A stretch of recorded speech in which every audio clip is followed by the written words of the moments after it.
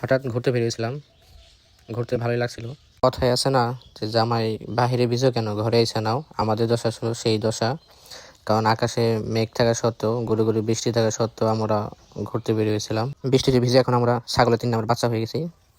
রাস্তা অনেক খারাপ, রাস্তা দিয়ে গাড়ি চালানো অনেক কষ্ট, কারণ রাস্তায় যে পরিমাণ পানি, মনে হচ্ছিল যে নদীর মাছ দিয়ে আমরা গাড়ি চালাচ্ছি। নদীর মাঝখানে কাকুর সিএনজি নষ্ট হয়ে গেছে।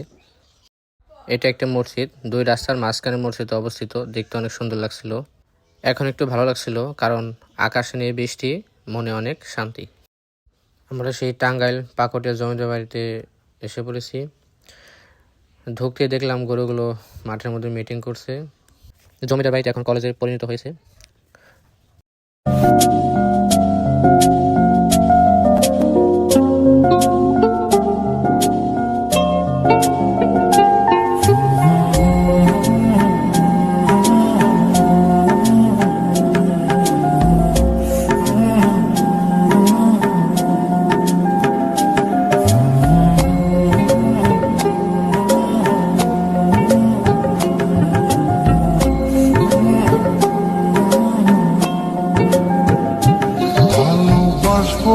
বাসবো রে বন্ধু তোমায় যতনে,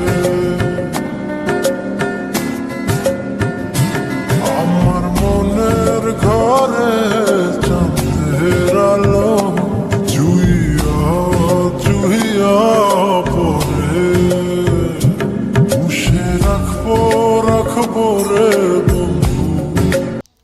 এটি একটি ভূতের ঘর, যাই ভিতরে দেখে আসি কি অবস্থা।